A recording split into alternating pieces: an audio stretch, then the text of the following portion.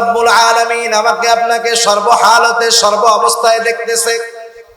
আল্লাহ তাআলা কোরআনুল কারীমের মধ্যে বলেন, ওয়ালাকাদ খালাকনাল ইনসানা ওয়া না'লামু মা তুওয়াসওয়িসু বিহি নাফসুহু ওয়া নাহনু আকরাবু ইলাইহি মিন হাবলিল ওয়ারিদ। আল্লাহ রাব্বুল আলামিন বলেন, ওয়ালাকাদ খালাকনাল ইনসান। আল্লাহ তাআলা বলেন, আমি আল্লাহ তাআলা মানুষকে সৃষ্টি করেছি। আমাদের স্রষ্টাকে জোরে বলেন তো। নাস্তিকেরা বলে যে প্রাকৃতিক ভাবে হয়েছে, কিন্তু আল্লাহ বলেন আমি মানুষকে সৃষ্টি করেছি।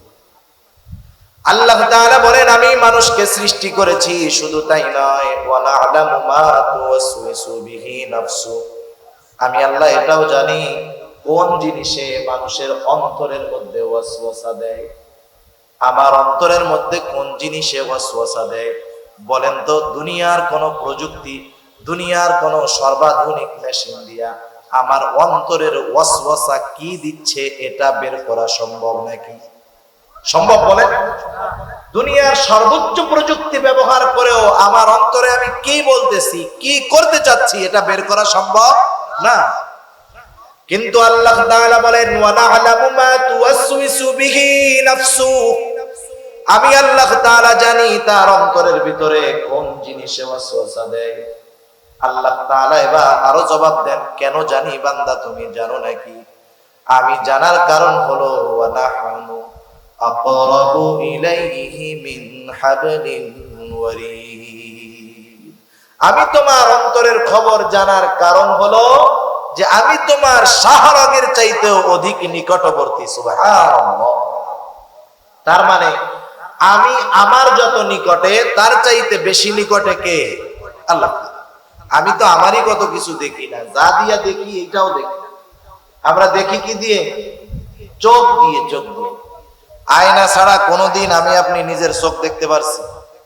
যা দিয়া দেখি এইটারেও আমরা দেখি, নিজের চেহারাটারেও দেখতে পারি না। কিন্তু আল্লাহ তাআলা আমার অন্তরের গহীন কোণে কি ওয়াসওয়াসা দেয়, কোন জিনিস ওয়াসওয়াসা দেয় আল্লাহ তাআলা এটা জানেন। যেই আল্লাহ অন্তরের ওয়াসওয়াসার খবরটাও জানে, বলেন তো সেই আল্লাহ 24 ঘন্টা রাত দিন আধারে আলোতে সর্ব অবস্থায় আমাকে দেখেন কি দেখেন না? সর্ব অবস্থায় আমি আল্লাহ তাআলার নজরের মধ্যে আছি। দুনিয়ার সিসি ক্যামেরারে মানুষ কত ভয় পায়। একদিন এক ভিডিও দেখতে আসছে সামনে, এক চোর চুরি করতেছে, হঠাৎ করে তার নজরে সিসি ক্যামেরা পড়ে গেছে। আস্তে চুরির মালগুলা রাইখা ও সিসি ক্যামেরার কাছে যায় মাপ চাইতেছে, 2 হাত জোড় করে বলতেছে আর জীবনে করবো না, কান ধরে বলতেছে আর জীবনে করবো না। সিসি ক্যামেরারে কি ভয় পায় চিন্তা করছেন? অথচ সিসি ক্যামেরার ভিডিওটা ডিলিট হতে পারে, অথবা সিসি ক্যামেরার লেন্সটা শুধু লাগানো, ওর সাথে কোনো রেকর্ড করার ব্যবস্থা নাই, কিন্তু ওইটারে কি ভয় না পায়। অথচ আল্লাহর নজরকে ভয় পায় না বান্দা, সিসি ক্যামেরারে লজ্জা পায়। কাছের মানুষ, এলাকার মানুষ দেখে ফেলবে এই জন্য অপরাধ করে না, এলাকার মানুষকে লজ্জা পায়, আল্লাহকে লজ্জা পায় না। কিন্তু রাসূলুল্লাহ সাল্লাল্লাহু আলাইহি ওয়াসাল্লাম বলেন, বান্দার আল্লাহ তাআলার ব্যাপারে সবচাইতে বেশি লজ্জাশীল হওয়া উচিত। আল্লাহ রাব্বুল আলামিন এরপরে বলেন, বান্দা আমি আল্লাহ যে শুধু তোমাকে দেখি তা না। আল্লাহ তাআলা এরপরে বলেন, ইদিয়াতালাক্কাল মুতালাক্কিয়ানি আনিল ইয়ামিনি ওয়া আনিশ শিমালি কাঈদ। আল্লাহ রাব্বুল আলামিন আমাদের ডান কাঁধে বাম কাঁধে উভয় কাঁধে 2 জন ফেরেশতা নিযুক্ত করে রেখেছেন, যারা আমাদের আমলগুলোকে, কর্মগুলোকে লিপিবদ্ধ করতেছে। আমরা তাদেরকে সোজা নামে কিরামান কাতিবিন নামে চিনি। কিরামান কাতিবিন হলো সম্মানিত লেখকদ্বয়। আল্লাহ তাআলা বলেন, কিরামান কাতিবিনা ইয়ালামুনা মা তাফআলুন। এই সম্মানিত লেখকদ্বয় এরাও জানে যে আমরা কি আমল করি, ওরা জানে। আরো একজন ফেরেশতা আছে, আল্লাহ তাআলা বলেন, মা ইয়ালফিযু মিন কাওলিন ইল্লা লাদাইহি রাকীবুন আতীদ। প্রত্যেকটা মানুষের সাথে একজন সদা তৎপর ফেরেশতা যে সব সময় রেডি থাকে, কোন সময় সে অমনোযোগী হয় না। সে কি করে? আমার আপনার কথাগুলাকে সে রেকর্ড করে। আল্লাহ তাআলা দেখতেছে দুইজন ফেরেশতা আমার কর্মগুলা লিপিবদ্ধ করার জন্য আছে, আরেকজন তৎপর ফেরেশতা আমার কথাগুলা রেকর্ড করার জন্য আছে। বলেন তো, দুনিয়ার মধ্যে যদি আমার কাছে এমন কোন ইনফরমেশন আসে যে হুজুর আপনার পেছনে কিন্তু দুইজন গোয়েন্দা লাগায় দেওয়া আছে, আপনার সাথে এমন মেশিন সেট করে দেওয়া আছে, আপনার প্রতিটা কথা কিন্তু রেকর্ড হয়ে যায়, এই রকম খবর যদি আমার কাছে কেউ দেয়, অথবা আপনাদের ব্যাপারে কেউ যদি এই খবরটা দেয় যে দুইজন গোয়েন্দা কিন্তু আপনার পেছনে লাগায় দেওয়া আছে, আপনার সাথে এমন মেশিন সেট করা আছে, আপনার প্রতিটা কথা রেকর্ড হবে, আমরা জানতে পারবো। বলেন তো, আমার আপনার চলাফেরা, আমার আপনার কথাবার্তার মধ্যে সবকিছুর মধ্যে একটা নিয়ন্ত্রণ আসবে কি আসবে না? দুনিয়ার মানুষের কথা, গোয়েন্দার তদারকি কি আমরা ভয় পাই, কিন্তু আল্লাহ তাআলা এমন দুইজন ফেরেশতা আরেকজন ফেরেশতা রেকর্ডের জন্য রেখে দিলেন। কোরআনে জানায়া দিলেন এদের ব্যাপারে আমরা গাফেল, এদের ব্যাপারে আমরা চিন্তা করি না। আমি যদি চিন্তা করি গুনাহ করতেছি, দুই ফেরেশতা রেডি, একবারে কলম নিয়ে রেডি হয়ে গেছে, এই যে গুনাহ করবে লেখা হবে, নেকের কাজ করবে লেখা হবে, খারাপ কাজ করবে, খারাপ কথা বলবে, রেকর্ড হয়ে যাবে। এই ফেরেশতাগুলো এমন ফেরেশতা, এরা কখনো মানুষের কাছ থেকে আলাদা হয় না, বালেগ হওয়ার পরে আসে, মরা পর্যন্ত থাকে। রহমতের ফেরেশতা মানুষের ঘরে প্রবেশ করে না যদি কুকুর বিড়াল প্রাণীর ছবি থাকে, কুকুর থাকে। কিছু ফেরেশতা আছে কোনো বাধা মানে না, কেউ যদি চিন্তা করে যে এই ঘরের মধ্যে কুকুর বিড়াল থাকে, সেই জায়গা তো ফেরেশতা আসে না। সব ফেরেশতা না, রহমতের ফেরেশতা আসে না। কেউ যদি এই চিন্তা করে ফেরেশতা আসে না, এক কাজ করি, সাথে সব সময় একটা কুত্তার বাচ্চা রাইখা দিব যাতে আজরাইল না আসতে পারে। কাজ হবে?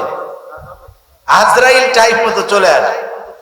এই যে তিনজন ফেরেশতা, যখন কেউ জিনা করে, গুনাহ করে, পাপ করে, যা করে করুক, সর্ব অবস্থায় তার সাথে থাকে। সুবহানাল্লাহ। আবার দেখেন কোরআনুল কারীমের মধ্যে আল্লাহ তাআলা বললেন কিয়ামতের ময়দানে আমি গুনাহ যে হাত দিয়ে করি, পা দিয়ে করি, চোখ দিয়ে করি, কান দিয়ে করি, জবান দিয়ে করি, এরাও আমার বিপক্ষে সাক্ষী হয়ে দাঁড়াবে।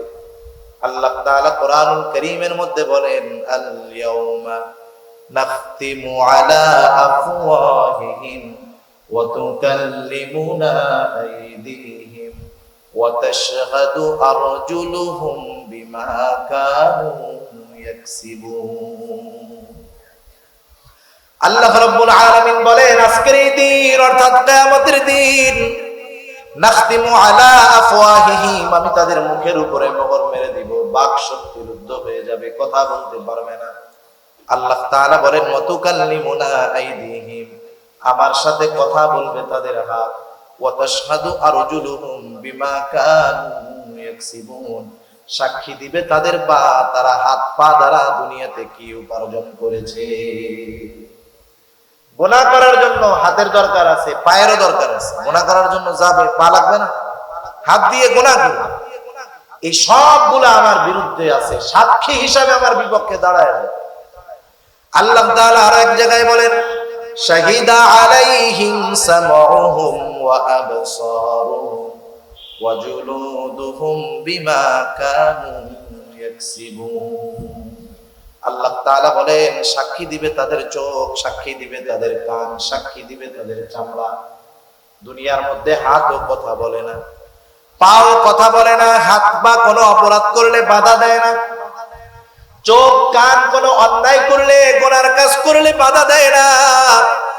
গভীর রাত, সারা রাত মোবাইলের মধ্যে গুনার জিনিস দেখলে চোখ বাধা দেয় না, কানের মধ্যে ইয়ারফোন লাগায় গান শুনলে কান বাধা দেয় না, বেগানা নারীর সাথে কথা বললে কান তো বাধা দেয় না, যে জিহ্বা ব্যবহার করে কথা বলি জিহ্বাও তো কোনো সময় বাধা দেয় না।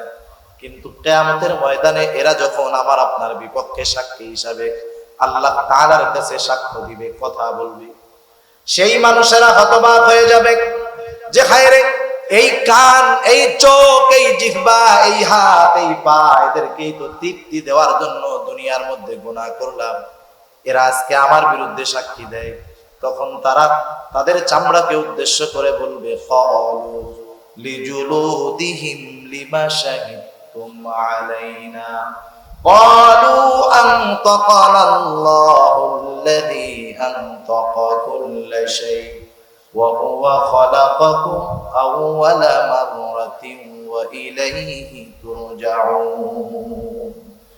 আল্লাহ তাআলা জানায় দেন সেই দিন ওই মানুষগুলা কি বলবে, তারা বলবে ক্বালু লিজুলুদিহিম লিমা শাহিদতুম আলাইনা, তারা তাদের চামড়াকে বলবে, ও চামড়া, কেন আজকে তোমরা আমাদের বিরুদ্ধে সাক্ষী দাও, কেন আমাদের বিরুদ্ধে আচরণ করতেছো? দুনিয়ায় তো কথাবার্তা বলো নাই, এখন কেমনে কও?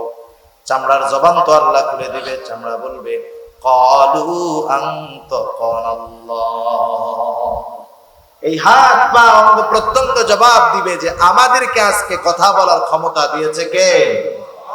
যে আল্লাহ সবাইরে কথা বলার ক্ষমতা দিয়েছে, সেই আল্লাহ আজকে আমাদেরকেও কথা বলার ক্ষমতা দিয়েছে। দেখেন, চিন্তার বিষয় হলো আল্লাহ দেখতেছে, এতটুকুই যথেষ্ট ছিল। কিন্তু এরপরেও আমার বিরুদ্ধে আরো কত সাক্ষী আছে আল্লাহ সবগুলা জানায় দিয়েছেন। এগুলা কোরআনের কথা। কিসের কথা? কোরআনুল কারীমের কথা। কোরআনুল কারীমের প্রতি পূর্ণ আস্থা তার আছে যার কোরআনুল কারীমের প্রত্যেকটা অক্ষর, প্রত্যেকটা শব্দ, প্রত্যেকটা বিধানের উপরে পরিপূর্ণ আস্থা আছে। ঠিক কিনা বলুন? শুধু মুখ দিয়ে বললে হবে না।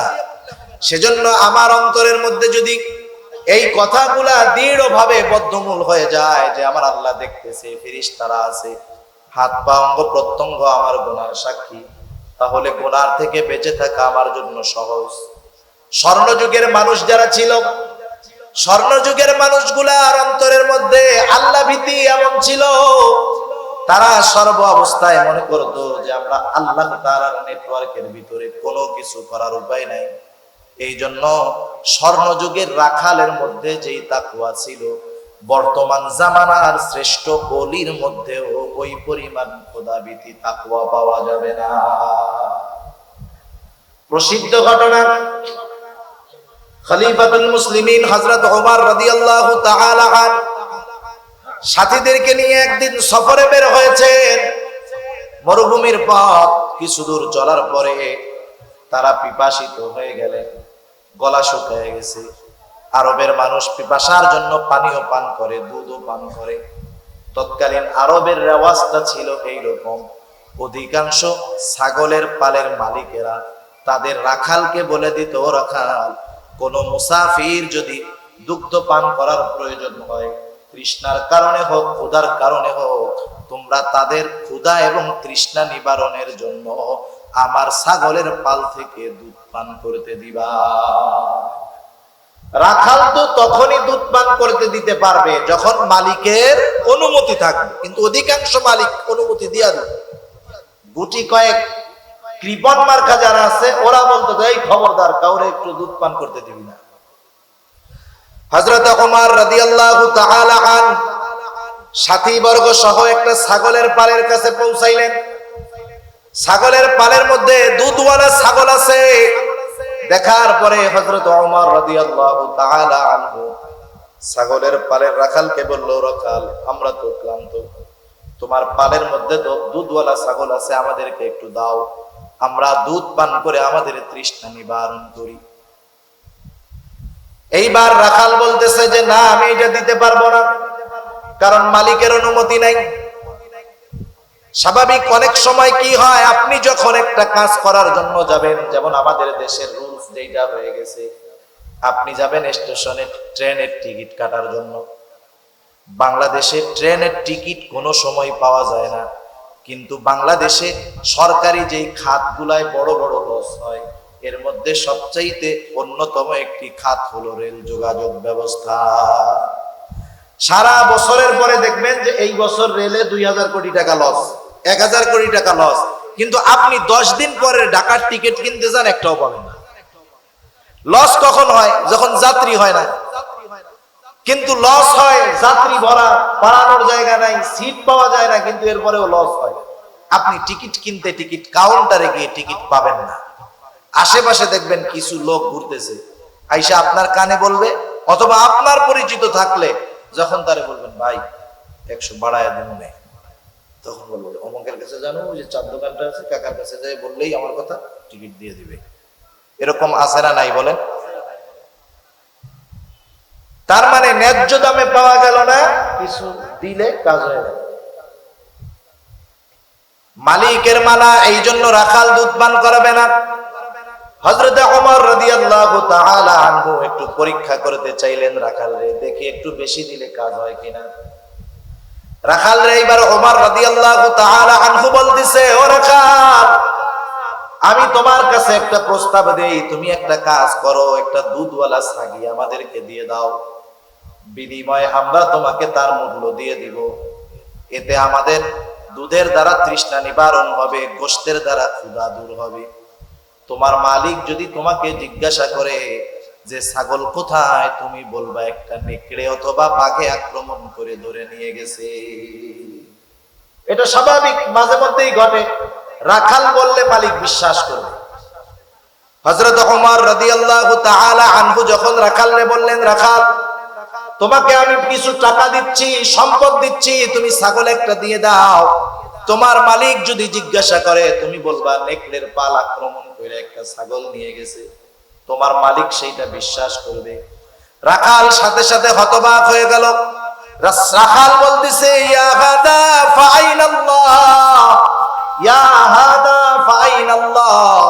রাখাল বলতেছে, হে আগন্তুক, তুমি কি বলো? আল্লাহ কোথায়? আল্লাহ কোথায়? আল্লাহ কোথায়? তুমি কেমন কথা বলতেছো? তার মানে রাখাল বলতেছে, হে আগন্তুক মুসাফির, তুমি আমাকে কি কথা বলতেছো?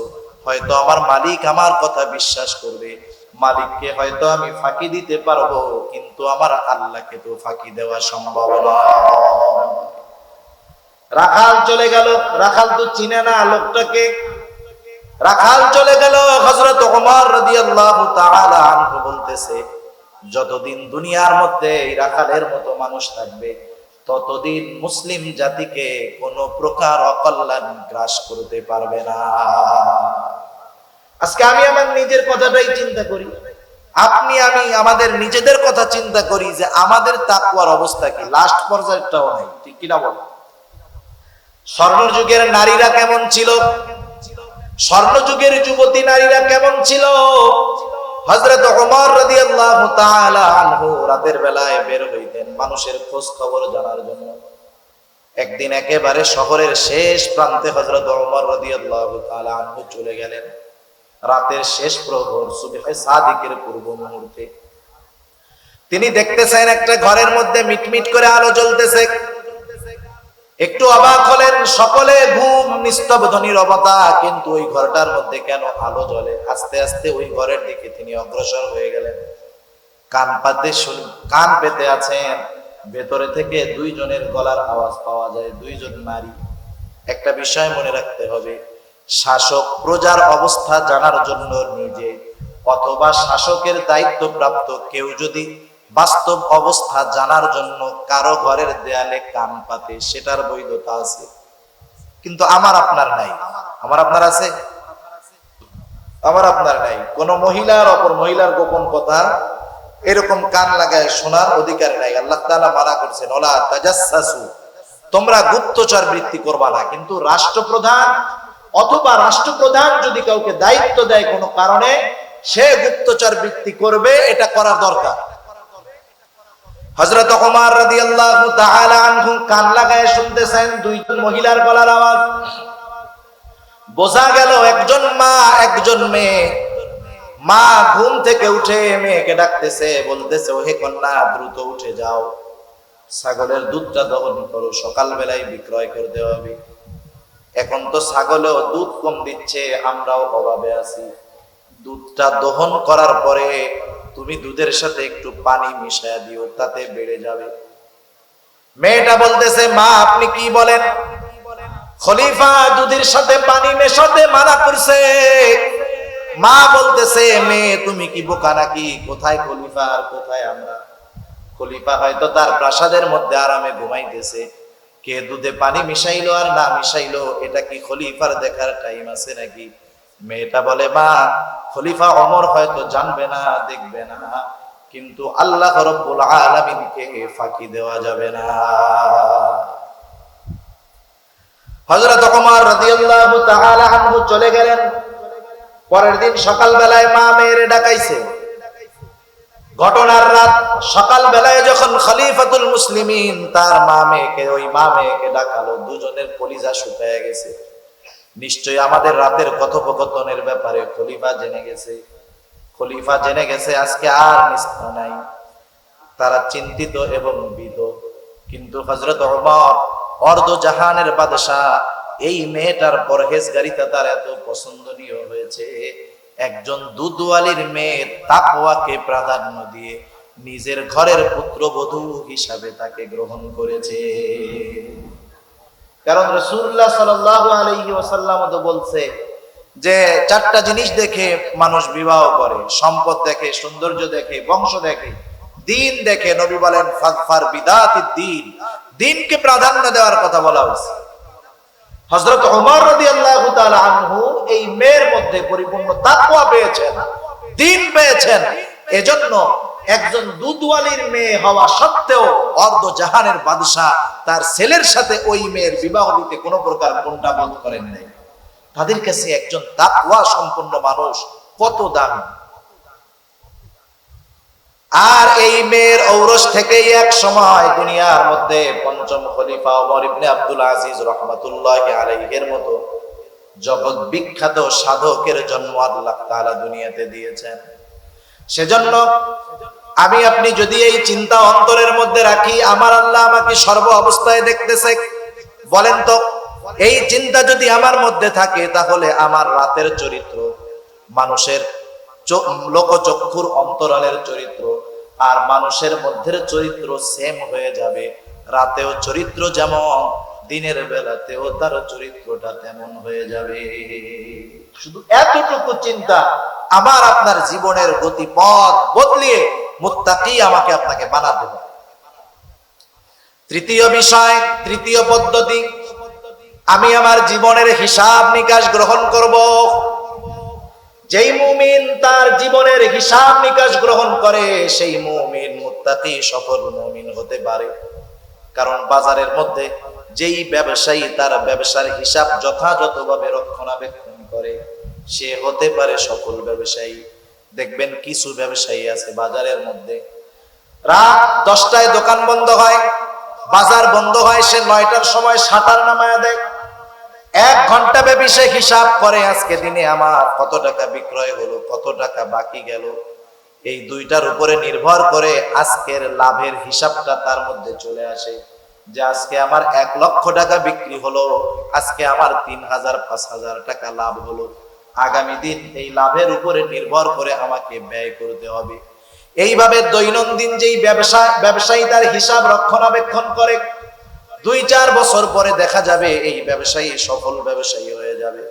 কিন্তু যেই ব্যবসায়ীর কোনো হিসাব নাই, হিসাবের রক্ষণাবেক্ষণ নাই, সকালে যায় মাল কিনে বেচে বাকি দেয়, কোথায় টাকা কি হিসাব নিকাশ করে না, এই ধরনের বেহিসাবি অধিকাংশ ব্যবসায়ী যত বড় পুঁজি নিয়ে ব্যবসা করুক না কেন, হিসাব রক্ষণাবেক্ষণ না করার কারণে একটা সময় তার ব্যবসা লাভের মুখ দেখে না, বরং লসের মুখ দেখতে থাকে।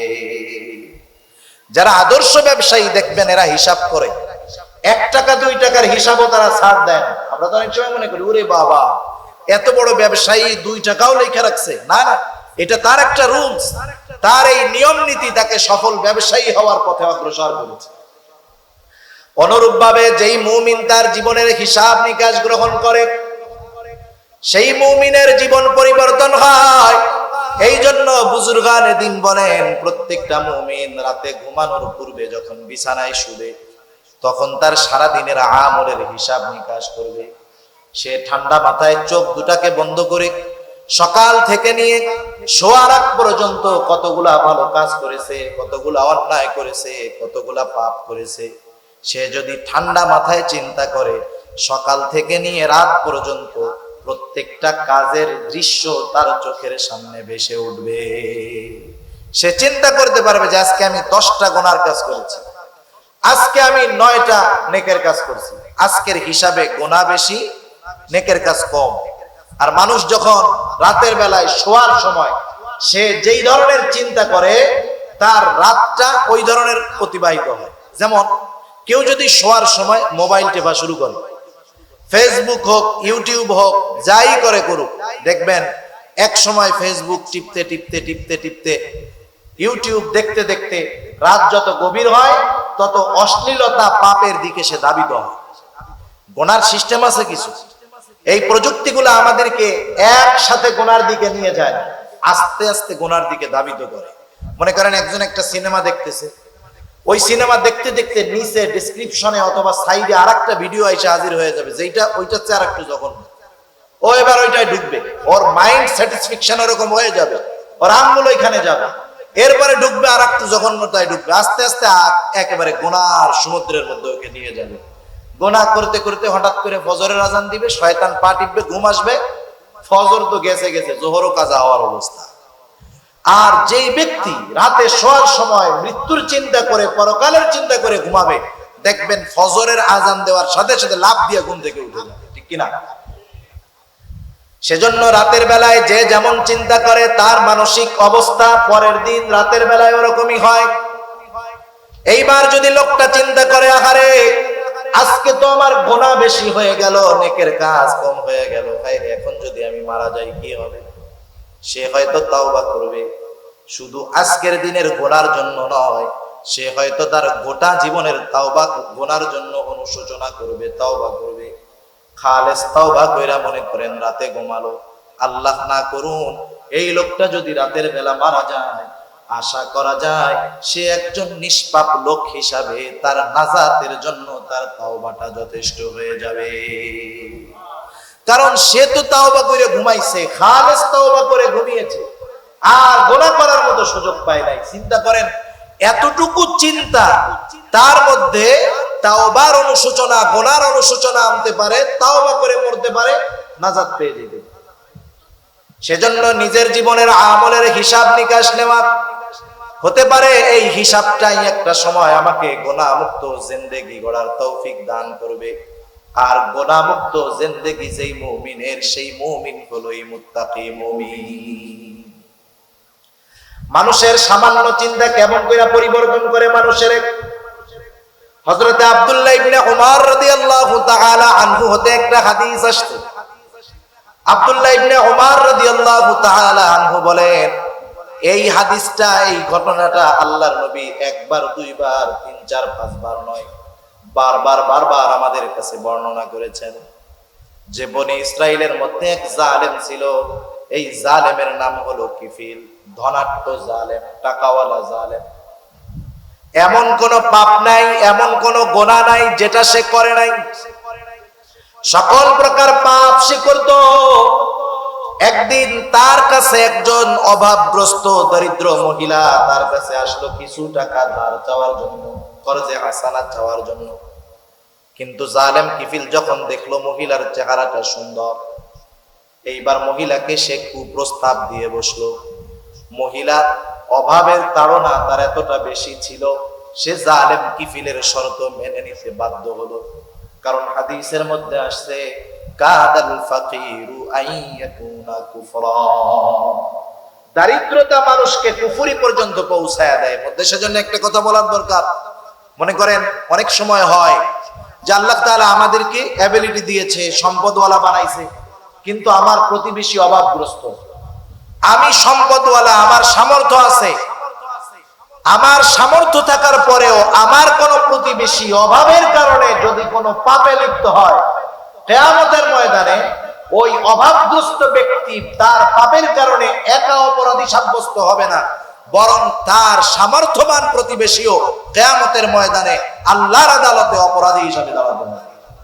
সেজন্য আমাদের প্রতিবেশী যারা আছে খেয়াল রাখবো যে তারা অভাবের কারণে যেন কখনো কোনো প্রকার পাপের মধ্যে লিপ্ত না হয়ে যায়। কারণ আমার সামর্থ্য আছে, ও পাপে লিপ্ত হবে, ওর পাপের কারণে আমার আল্লাহর কাছে ধরা খাইতে হবে। এইবার মহিলা টাকাটা নিয়ে চলে গেল। নির্ধারিত দিনক্ষণে জালেম কিফিল উপস্থিত হয়ে গেছে। কিফিল গিয়ে বলতেছে, ও মহিলা, তুমি যেই প্রতিশ্রুতি দিয়েছিলে তুমি তোমার প্রতিশ্রুতি পূরণ করো। এইবার মহিলা কান্না শুরু করে দিল। কিফিল বলতেছে, এখন কেন কান্না করো? আমি কি তোমাকে কোনো এই শর্তে রাজি হয়েই তো তুমি আমার কাছ থেকে টাকা এনেছো।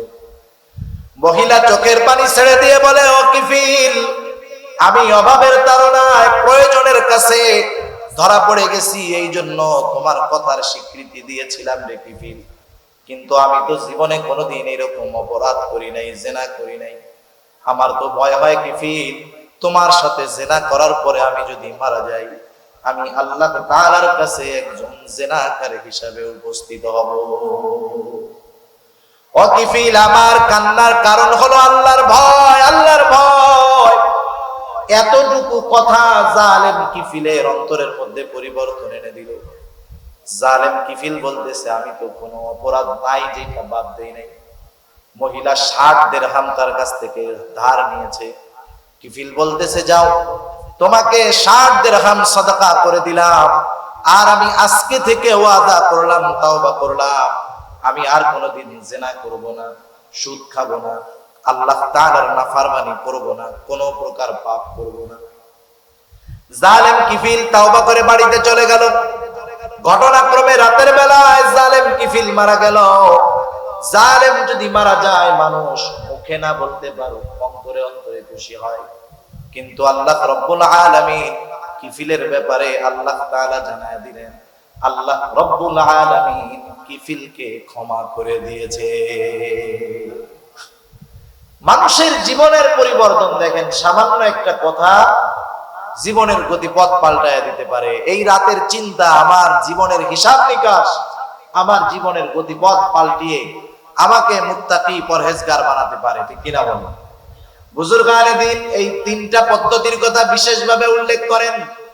আর আল্লাহ তাআলা সেই জন্য বলেন, ইয়া আইয়ুহাল্লাযীনা আমানুত্তাকুল্লাহ, হে ঈমানদারেরা, তোমরা আল্লাহ তাআলাকে ভয় করো। ওয়াত্তাকুল্লাহ, তোমরা আল্লাহ তাআলাকে ভয় করো। 3টা পদ্ধতি আপনাদের খেদমতে পেশ করলাম। 1 নাম্বার, কেউ যদি মুত্তাকি হতে চায়, সত্যবাদীকে বন্ধু হিসাবে গ্রহণ করবে। 2 নাম্বার, সর্ব অবস্থায় আল্লাহ তাআলা দেখতেছে, এটাকে অন্তরের মধ্যে দৃঢ়ভাবে বদ্ধমূল করবে। 3 নাম্বার, নিজের জীবনের হিসাব নিকাশ গ্রহণ করতে হবে। আল্লাহ তাআলা সেই জন্য বলেন, ইয়া আইয়ুহাল্লাযীনা আমানুত্তাকুল্লাহা ওয়াল তানজুর নাফসুম মা কদ্দামাত লিগাদিন ওয়াত্তাকুল্লাহ। আল্লাহ তাআলা বলেন, হে ঈমানদারেরা, ইয়া আইয়ুহাল্লাযীনা আমানুত্তাকুল্লাহ ওয়াল তানজুর নাফসুম মা কদ্দামাত লিগাদ।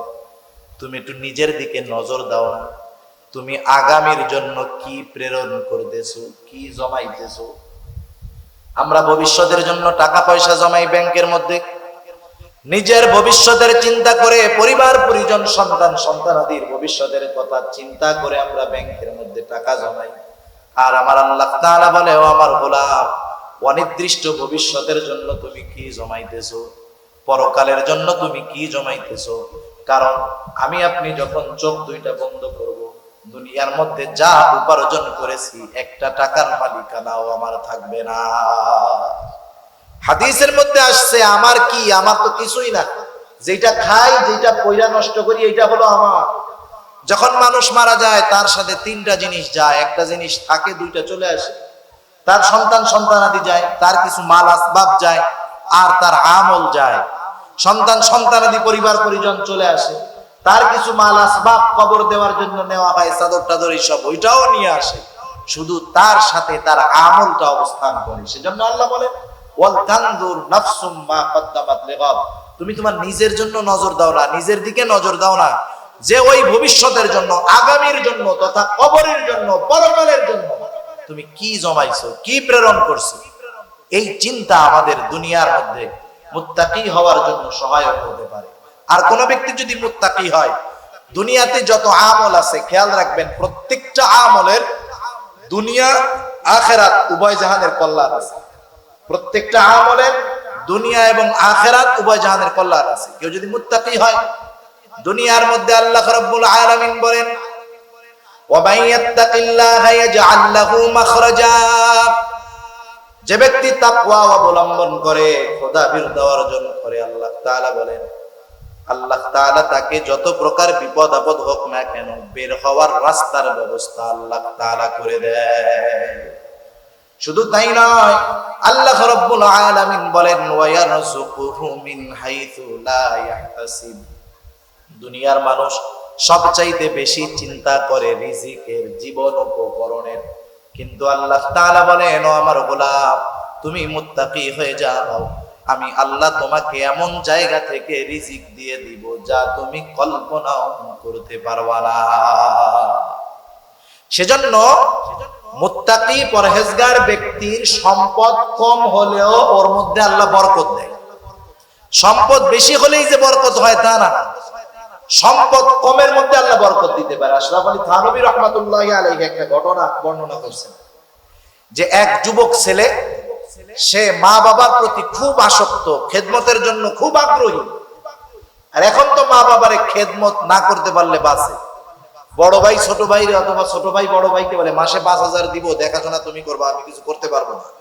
মা বাবারে বোঝা মনে করে এই যুবকটা অন্যান্য ভাইদেরকে বলতেছে ও আমার ভাইয়েরা, তোমাদের কাছে আমার একটা দাবি, আমি যেই সম্পদ গুলার মালিক হব সব সম্পদ গুলা তোমাদের মধ্যে বন্টন করে দিব একটা শর্তে। শর্ত হলো আমি আমার মা বাবার খেদমত একাই করব, তিনারা আমার কাছেই থাকবে, তোমরা তাদের খেদমত করতে পারবা না। অন্যান্য ভাইয়েরা খুশি হয়ে গেল, সম্পদও পাইল, মা বাবার পেছনে ব্যয় করা থেকেও বেঁচে গেল। তাদের চিন্তা হলো এইটা। এভাবে সেই সন্তানটা মা বাবার খেদমত করে, মা বাবা মারা গেল। একদিন রাতের বেলায় ওই যুবক ছেলে স্বপ্নে দেখতেছে একজন মানুষ তাকে বলতেছে, হে যুবক, অমুক জায়গায় তুমি যাও, ওই জায়গায় পাথরের নিচে 100 স্বর্ণের দেহরাম আছে, 100 স্বর্ণ দিনার আছে। যুবকটা স্বপ্নের মধ্যে বলতেছে 100 দিনার আছে ঠিক আছে, কিন্তু এর মধ্যে কি বরকত আছে নাকি? লোকটা বলে না, বরকত নাই। পরের দিন সকাল বেলায় স্বপ্নের কথা স্ত্রীকে বলল, মহিলা মানুষ তো 100 স্বর্ণ দিনার। মহিলা মানুষ বলতেছে তাতে কি, তুমি যায় নিয়ে আসো। বলে না, যার মধ্যে বরকত নাই সেটা আমি আনবো না। এইবার মহিলা বলে আনবা না ঠিক আছে, যাইয়া দেখা আসো তোমার স্বপ্নটা সত্য কিনা। যুবক বলে না, যেটা আনবো না সেটা দেখবো না, ওর মধ্যে বরকত নাই, আনবো না, দেখবো না। পরে আবার কয়েকদিন পরে স্বপ্ন দেখছে যে 10টা স্বর্ণের দিনার আছে। যুবক আবার জিজ্ঞাসা করতেছে যে ঠিক আছে স্বর্ণের দিনার আছে 10টা, বরকত আছে নাকি? বলে না, বরকত নাই। আবার পরের দিন সকাল বেলায় যখন স্ত্রীকে স্বপ্নের কথা বলল, স্ত্রী বলতেছে কি করো তুমি, অভাবের সংসার, যাও যাইয়া 10টা স্বর্ণের দিনার নিয়ে আসো, তুমি না আনলে আমাকে বলো, আমি যাইয়া নিয়ে আসি। যুবক বলে না, আনবো না, দেখতেও যাব না, যার মধ্যে বরকত নাই আমি তার মধ্যে নাই। কয়েকদিন পরে আবার স্বপ্নে দেখছে মাত্র 1টা স্বর্ণের দিনার। যুবক প্রশ্ন করতেছে যে এর মধ্যে কি বরকত আছে নাকি? বলে হ্যাঁ, বরকত আছে। এইবার যুবক যায় নির্ধারিত স্থানে যায়, দেখে সত্যই 1টা দিনার। ওইটা নিয়ে চলে গেছে বাজারে। বাজারে গিয়ে সুন্দর বড় একটা মাছ কিনেছে। এই মাছ কিনা যখন বাড়িতে আনছে, স্ত্রী মাছটাকে যখন কাটছে, মাছের পেটের মধ্য থেকে একটা হীরক খণ্ড বের হয়ে আসছে। এত দামি, এটা দিয়ে সে তো তার জিন্দেগি চালাইছে, তার যত উত্তরসূরি আছে তারাও আরামের সাথে অভাববিহীন জিন্দেগি কাটায় দিয়েছে। সেজন্য মুত্তাকি পরহেজগার মানুষ যেই সম্পদ উপার্জন করে, যদিও অল্প হয়, এর ভিতরে কি থাকে বলেন? বরকত থাকে। আর কোথা থেকে যে আল্লাহ তাআলা রিজিকের ব্যবস্থা করে দেয় মানুষ সেটা কল্পনাও করতে পারে না। তাহলে বলেন, দুনিয়ার মধ্যে আমার আপনার রিজিকের ব্যবস্থা যদি হয়ে যায়, বিপদ আপদ থেকে উদ্ধারের ব্যবস্থা যদি হয়ে যায়, আর কিছু দরকার আছে নাকি? এই যে দুনিয়াতে অনেক সময় আমরা বড় বড় অফিসার, বড় বড় নেতা কর্মীর সাথে লিংক রাখি, কি কারণে? চিন্তা করি কোন জায়গায় যদি বিপদে পড়ি একটু ফোন দিলে কাজ হবে, এই আশায়। সম্পদওয়ালাদের সাথে সম্পর্ক রাখি, বিপদে পড়লে সম্পদের সহযোগিতার প্রয়োজন হইতে পারে, সেই জন্য। কিন্তু আল্লাহ বলেন এদের সাথে সম্পর্ক রাখা লাগবে না, আমি আল্লাহর সাথে সম্পর্ক গড়ো, সব বিপদ আপদ থেকে আমি উদ্ধার করব, জীবন উপকরণ যত প্রয়োজন আমি আল্লাহ ব্যবস্থা করব। হ্যাঁ, শুধু তাই নয়, আল্লাহ তাআলা বলেন ইন্নাল্লাহা ইউহিব্বুল মুত্তাকিন, আল্লাহ তাআলা মুত্তাকিনদের ভালোবাসেন। এখন প্রশ্ন হলো, আল্লাহ তাআলা ভালোবাসলে লাভটা কি? রাসূলুল্লাহ সাল্লাল্লাহু আলাইহি ওয়াসাল্লাম বলেন, আল্লাহ তাআলা যখন কোন ব্যক্তিকে ভালোবাসে, জিবরাইল আলাইহিস সালামকে আল্লাহ তাআলা ডাক দিয়ে বলে, ও জিবরাইল, অমুককে আমি আল্লাহ ভালোবাসি, তুমিও ভালোবাসো। আল্লাহ ভালোবাসে, জিবরাইল আলাইহিস সালাম তাকে ভালোবাসতে শুরু করে। শুধু তাই না, জিবরাইল আলাইহিস সালাম আসমানের মধ্যে ঘোষণা করে দেয়, ও আসমানের বাসিন্দারা, দুনিয়ার আব্দুর রহিম, আব্দুল করিম তাকে আল্লাহ ভালোবাসে, তোমরাও ভালোবাসো। এইবার আসমানের ফেরেশতারা তাকে ভালোবাসতে শুরু করে। নবীজি আবার বলেন, যখন আসমানের ফেরেশতারা ওই ব্যক্তিকে ভালোবাসে, আল্লাহ তাআলা তখন দুনিয়ার মানুষের অন্তরের মধ্যে ওই ব্যক্তির ভালোবাসা আর গ্রহণযোগ্যতা আল্লাহ পয়দা করে দেয়। স্বাভাবিক দুনিয়ার মধ্যে সুন্দরভাবে বাঁচতে তিনটা জিনিস প্রয়োজন। এক নাম্বার, সম্পদের প্রয়োজন। আল্লাহ বলেন, মুত্তাকি হও, সম্পদের ব্যবস্থা কে করবে? আল্লাহ করবে। দুনিয়ার মধ্যে জানি বিপদ আপদ মুসিবতে না পড়া যায়, পড়লেও উদ্ধার হওয়ার ব্যবস্থাও জানি থাকে। আল্লাহ তাআলা বলে, মুত্তাকি হও, আমি আল্লাহ তোমাকে বিপদ আপদ থেকে বের হওয়ার রাস্তার ব্যবস্থা করে দিব। দুনিয়ার মধ্যে মানুষ সম্মানের সাথে বাঁচতে চায়, জিল্লতি অপমানের সাথে কেউ বাঁচতে চায় না। একজনের সম্পদ আছে, সম্মান নাই, ও সম্পদের কোনো দাম নেই। আল্লাহ তাআলা বলে, বান্দা, সম্মানের দরকার, ইজ্জতের দরকার, জনমানুষের ভালোবাসা দরকার, মুত্তাকি হও, দুনিয়ার মানুষের অন্তরে আমি আল্লাহ তাআলা তোমার ভালোবাসা পয়দা করে দেব। সুবহান, তোমাকে দুনিয়ার মানুষের কাছে গ্রহণযোগ্য বানায় দিব। সব কিছুর মূলে হলো ওই তাকওয়া। আর পরকালে কি হবে? আল্লাহ রাব্বুল আলামিন জানায় দেন, আল্লাহ তাআলা বলেন, ওয়াসিকাল্লাযীনা তাকাউ রাব্বাহুম ইলাল জান্নাতি যুমারা,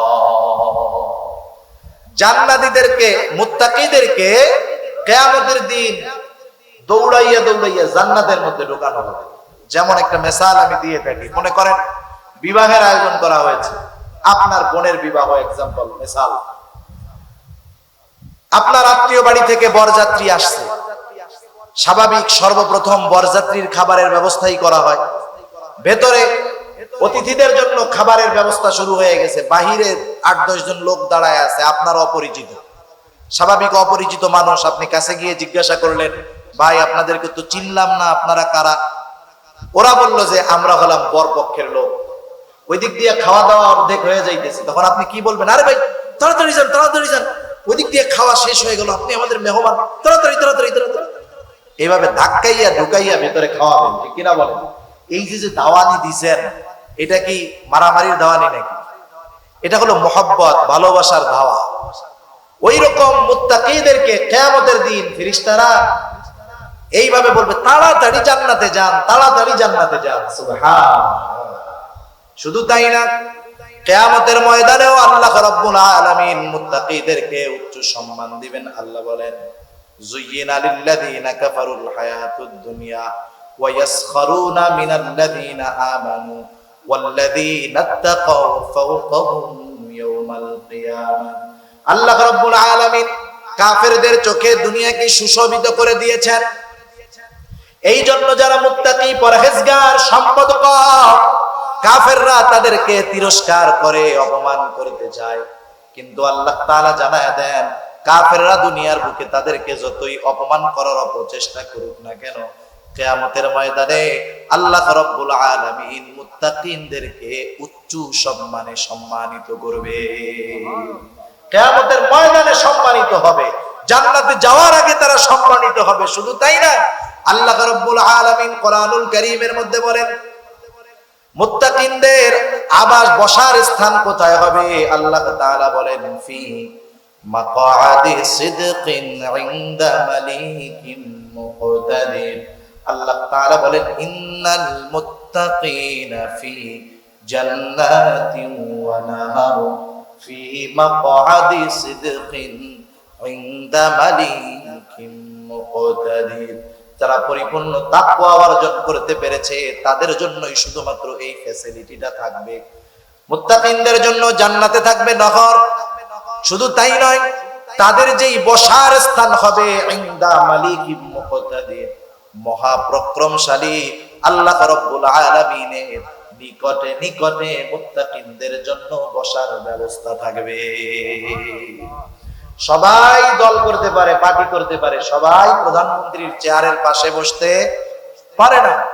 পরিচয় সব এক দলের লোক, কিন্তু সবাই কি প্রধানমন্ত্রীর পাশে বসতে পারবে? পারবে না। প্রধানমন্ত্রী বলবে, দেখ এই অমুকের চেয়ারটা আমার পাশে বসতে দিও, ওর সাথে আমার কথা আছে। যে যত বেশি প্রিয় সে প্রধানমন্ত্রীর তত কাছে আসবে। আর আল্লাহর কাছে মুত্তাকি হলো সবচাইতে প্রিয়।